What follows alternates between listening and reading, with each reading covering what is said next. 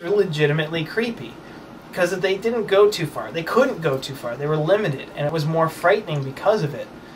And this other fucking thing, they did a CG thing where he's coming out of the wall and going, ooh, ooh, at her, and it's like, okay, not only are we, it's like the filmmakers are not only trying to say, oh yeah, we can do the same shot and be scary, but we can do it better. And it just comes across as so... Did it almost look like The Frighteners, almost? You know how... No, you know why? Kind of came out of the Do you know why it didn't look like The Frighteners? No. Because The Frighteners was a better fucking movie. Well, that was a great movie. The Frighteners was actually a better movie. As goofball as it could be, The Frighteners used the CG character a lot more effectively. And in this one here, it wasn't very effective. And it was another shot that got a laugh.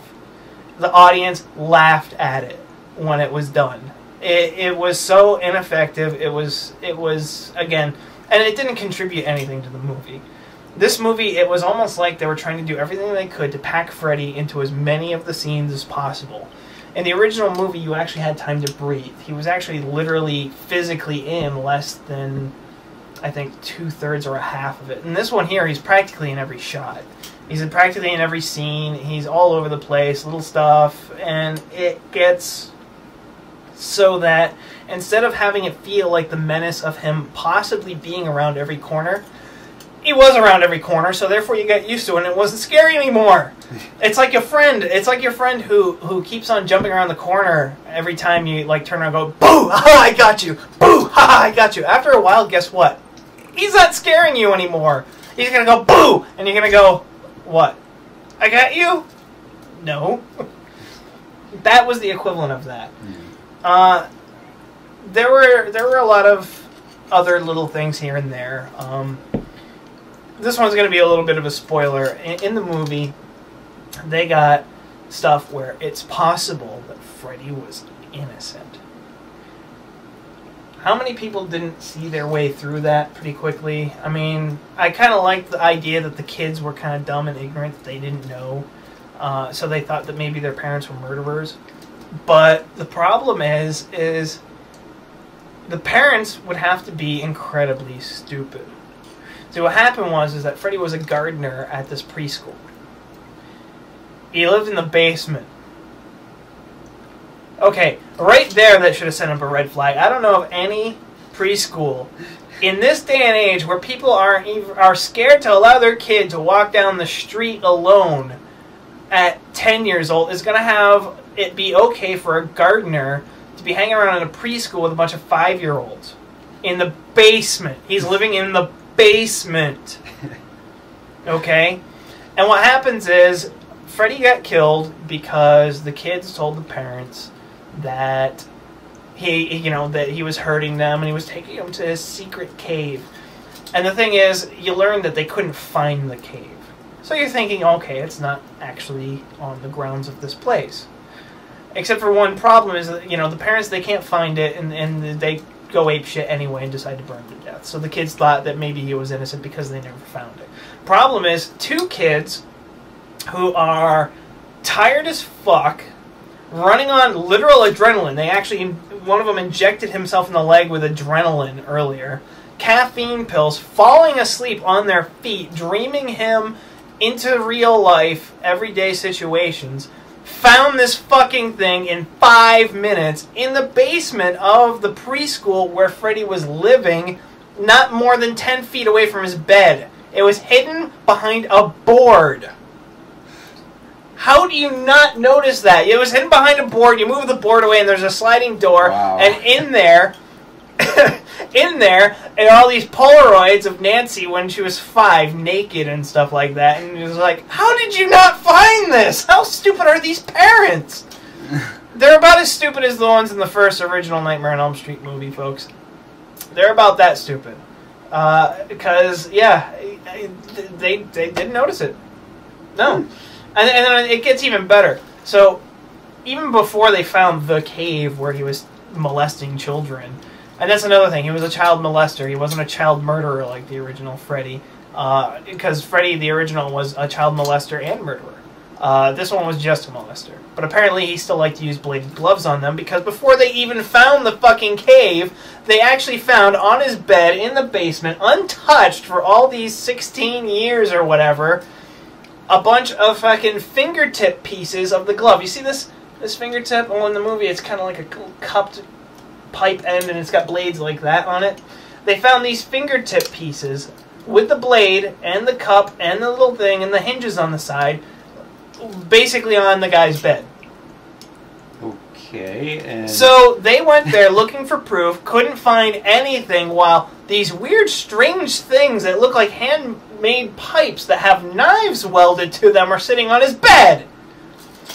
So yeah, it was about as stupid as the original was in many ways. But the biggest problem is, or actually the thing that made the original work so well, is that the original film, they didn't get into the gory details of the thing. They gave you very vague information which allowed you to fill in the gaps. They didn't fill in the gaps themselves.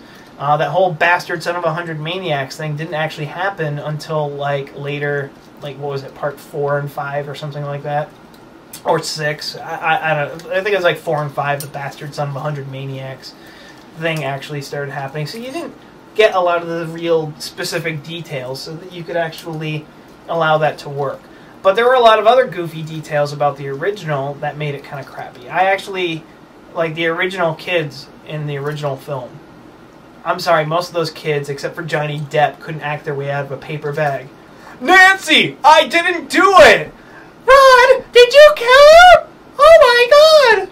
I'm sorry, that's pretty shitty acting. This one here, they were a little bit more natural, although for a lot of us who have seen the original Nightmare on Elm Street series and we remember parts 4 and 5, I get the idea that they're kind of taking the Nancy character in this remake and making her into Alice, who was this introverted character that worked at a diner and everything like that. I get the idea that they're doing that with this character.